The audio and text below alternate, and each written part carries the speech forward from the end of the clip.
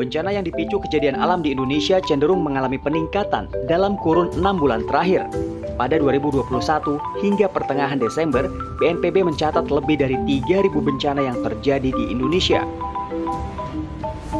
Bahkan dalam kurun 5 tahun terakhir, Indonesia mengalami ribuan kali bencana akibat kejadian alam. Jika diakumulasikan sejak 2017 sampai 2021, telah lebih dari 17.700 kejadian bencana di Indonesia.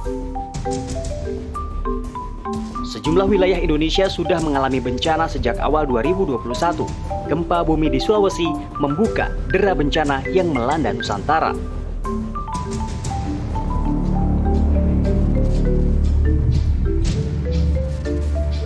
Beginilah evakuasi seorang gadis yang terjebak reruntuhan bangunan di Jalan Karel Satsu Tubun 3 saat gempa mengguncang Mamuju Jumat dini hari. Masih bergoyang.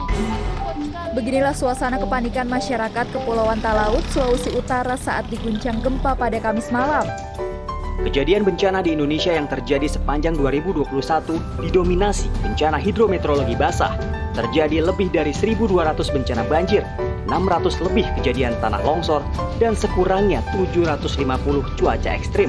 Terjadi di Kampung Bojong Kondang, Desa Cihanjuang, Kecamatan Cimanggung, Sumedang, Jawa Barat, dan menyebabkan puluhan rumah. Berikutnya, banjir yang melanda Kalimantan Selatan ini terus meluas. Sedikitnya 4 kabupaten mengalami banjir yang cukup parah dengan ketinggian bahkan. Sejumlah warga dan tim SAR menyelamatkan diri ke atas bukit setelah mendengar gemur banjir susulan karena meluapnya Sungai Cisampai. Bencana yang terjadi akibat kejadian alam di Indonesia meningkat sejak pertengahan tahun juga jelang akhir tahun.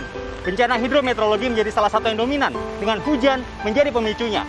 Banjir bandang terjadi di desa, kabupaten, bahkan kota di Indonesia. Banjir bandang yang diakibatkan oleh hujan dengan intensitas tinggi ini mengakibatkan puluhan rumah warga tertimbun lumpur.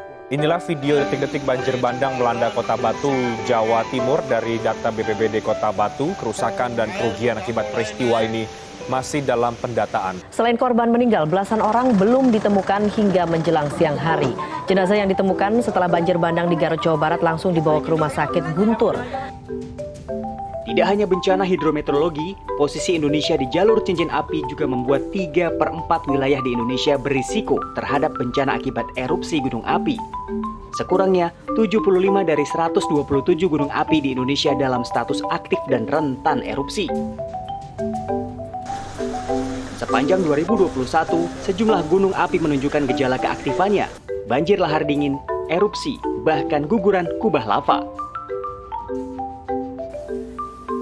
Tidak hanya itu, beberapa wilayah di Indonesia juga mengalami gempa bumi. Jelang akhir tahun 2021, Nusa Tenggara Timur, Maluku, dan sekitarnya diguncang gempa berkekuatan 7,5 magnitudo. Bahkan gempa yang terjadi di sekitar Laut Larantuka ini membuat BMKG mengeluarkan peringatan tsunami. Frekuensi bencana di Indonesia sepanjang 2021 memang lebih sedikit dari jumlah kejadian 2020 lalu. Namun, dampak dan korban yang ditimbulkan lebih banyak. Dari 660 korban jiwa yang tercatat akibat bencana selama 2021, Badan Nasional Penanggulangan Bencana menyoroti 3 kejadian bencana dengan dampak korban meninggal yang signifikan. Ya Allah, Buri Allah. Allahu Akbar. Allah.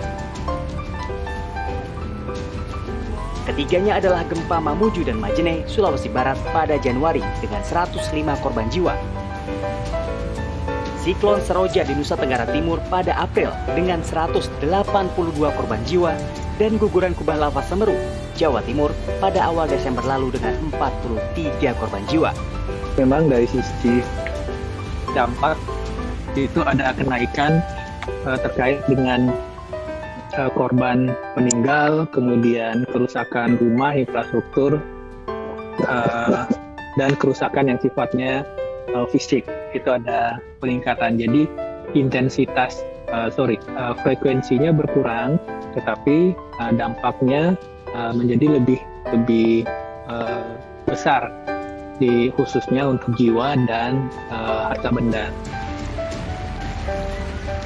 Tingginya frekuensi dan dampak bencana hidrometeorologi di Indonesia sepanjang 2021 sangat dipengaruhi kondisi iklim dan cuaca ekstrim.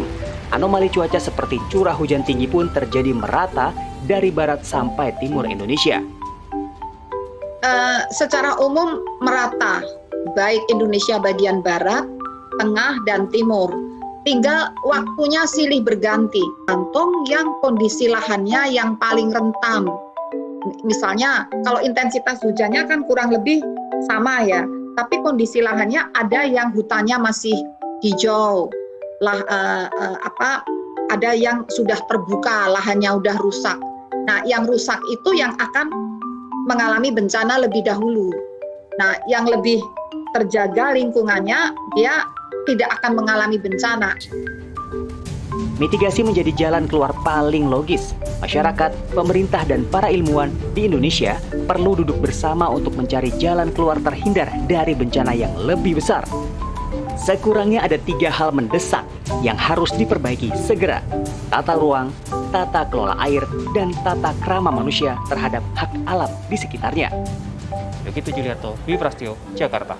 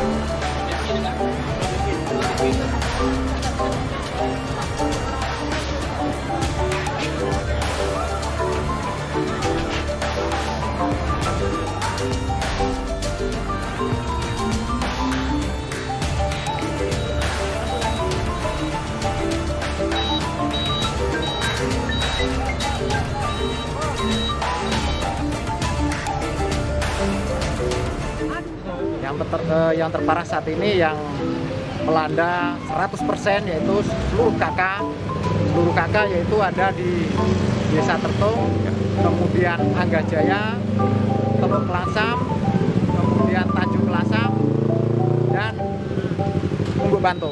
Nah,